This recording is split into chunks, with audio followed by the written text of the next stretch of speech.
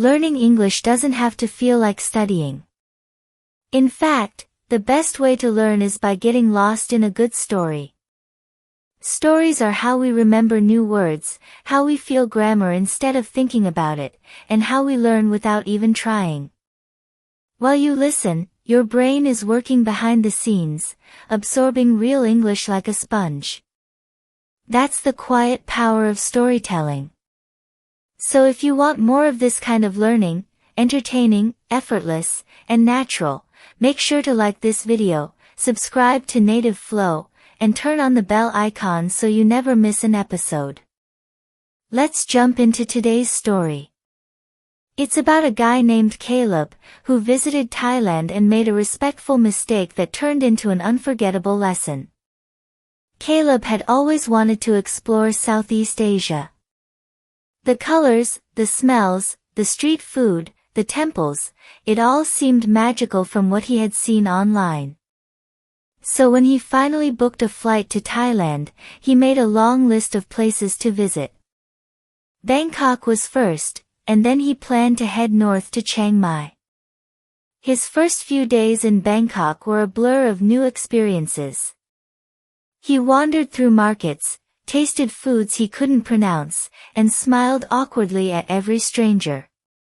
Even when he had no idea what was going on, he felt excited to be in the middle of it. One afternoon, after walking for what felt like hours under the hot sun, Caleb spotted a beautiful gate just off a quiet street. It was painted in red and gold, with 2 stone lions sitting on either side. The building behind it looked peaceful.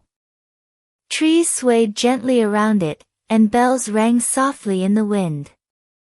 There was no crowd. No ticket booth. No signs. Just an open gate and a small path leading to what looked like a quiet courtyard. Caleb stepped inside. He looked around. The air was cooler here, shaded by tall trees. He noticed the smell of incense in the air. A few birds chirped from somewhere above. He continued walking, passing a small stone fountain, then a row of wooden benches. The tiles under his feet were smooth and cool. He smiled.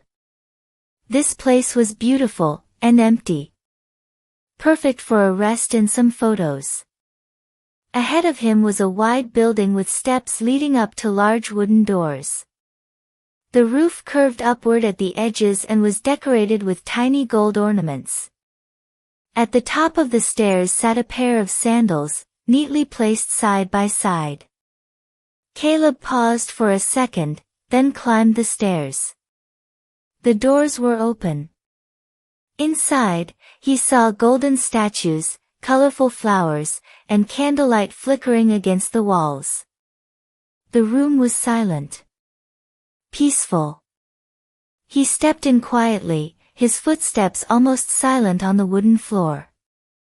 A statue of a seated figure smiled gently at the far end of the room. Caleb didn't know who it was, but it felt important. He took a deep breath and felt calm. He walked slowly along the side of the room, admiring the colors, the paintings, and the gentle hum of silence. He took out his phone. Just one photo, he thought. But just as he was about to press the button, he heard a soft voice behind him. He turned around.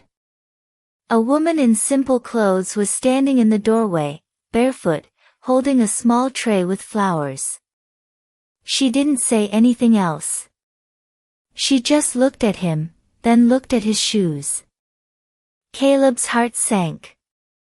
He looked down and realized, he had walked into this sacred space with his shoes on. Quickly, he stepped back, turned around, and left the room.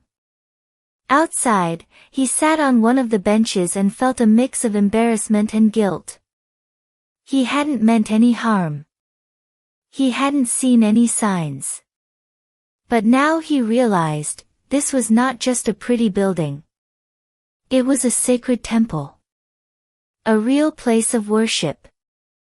and he had treated it like a tourist spot. After a few minutes, he walked back to the entrance, removed his shoes, and stood by the gate. He bowed slightly, not because he was told to, but because it felt right. From that moment on, Caleb paid more attention. He read signs more carefully. He watched what locals did before he did anything. He asked questions when he was unsure. And most of all, he remembered that not everything beautiful is made for photos. Some places are meant to be felt, not captured. By the end of his trip, he had visited many more temples. But that first one, the one he entered without understanding, was the one he remembered most clearly. And now, you've experienced Caleb's journey too. Along the way, you picked up natural expressions like a blur of new experiences, treated it like a tourist spot, felt a mix of embarrassment and guilt, and watched what locals did. These are not the kind of phrases you memorize, they're the kind that stick because they were part of a meaningful story. That's the power of stories.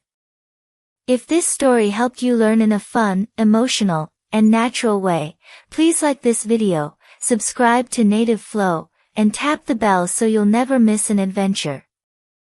And now it's your turn. Have you ever made a respectful mistake while traveling? Maybe you misunderstood a cultural rule or missed an important sign. Tell us in the comments below. Your story might help someone else learn too. Tools.